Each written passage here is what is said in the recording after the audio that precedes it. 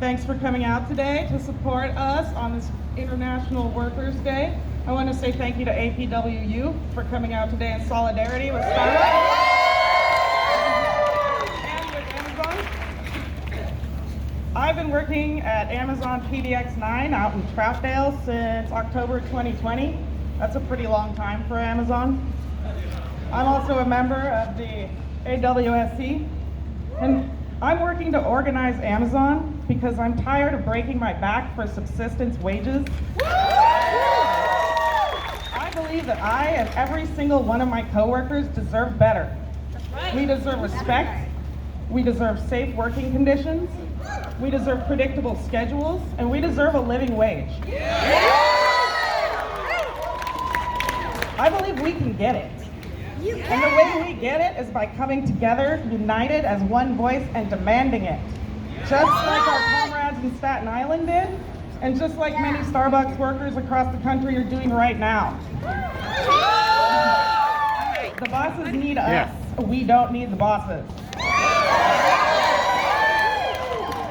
In 2020, Amazon earned $21.33 billion with a B dollars in net income in just that 1 year.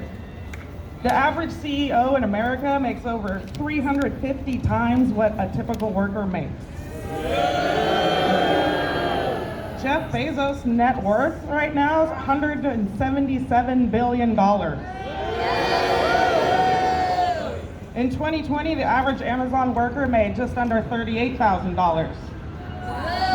In order for that one worker to make the same amount of money as Jeff Bezos did, they would have to start working in the Pliocene epoch, 4.5 million years ago.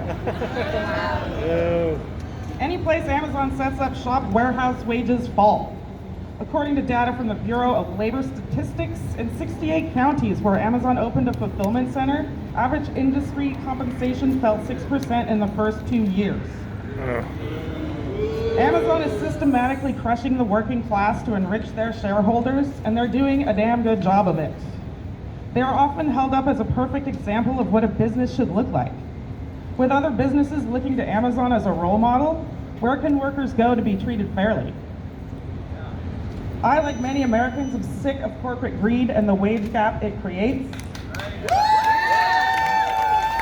Union density in this country has been declining for decades. Workers like myself are struggling to pay rent, while billionaires get richer and richer. We cannot allow this to continue. With Amazon as the second largest employer in the country after Walmart, who's also infamously anti-union, organizing Amazon could be the key to revitalizing the labor movement in America. We need a militant, rank and file led union at Amazon, not only for the sake of its 1.1 million US employees, but for the sake of the labor movement itself, and for the future of the entire working class. I know I'm preaching to the choir here and everybody agrees with me. Then maybe some of you know someone who works at Amazon. And maybe that person is worn out and thinking about quitting, like many of us do every day. Maybe they don't know that they have the power to change that situation. Maybe they don't know they can have the same benefits that unionized workers enjoy, and that they deserve those benefits. They only have to be willing to stand with us and fight. That's right. So I ask all of you to let them know that and send them my way. Let's make the working class middle class again.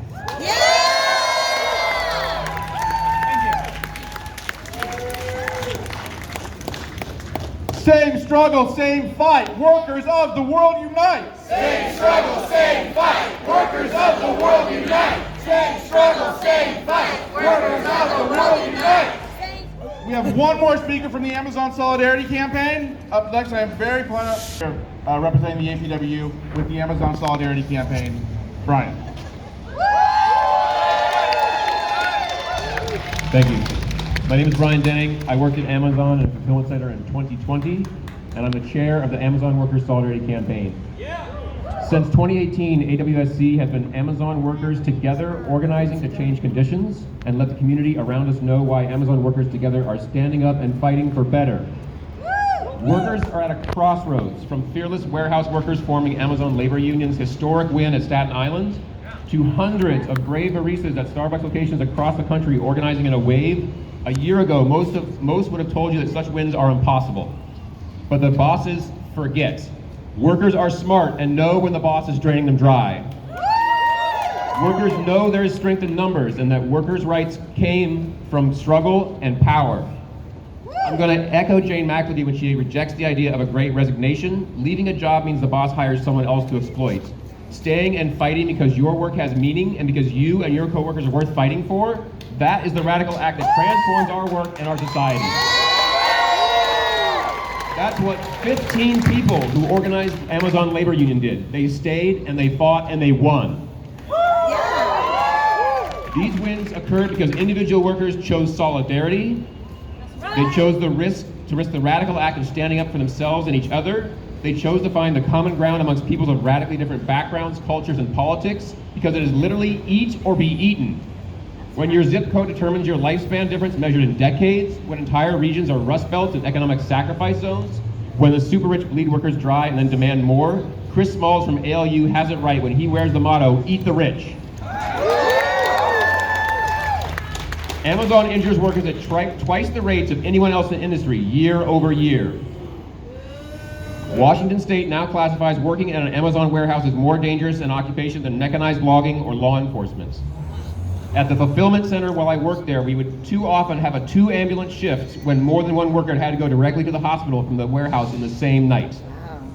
Mandatory overtime and megacycles have become the norm in a society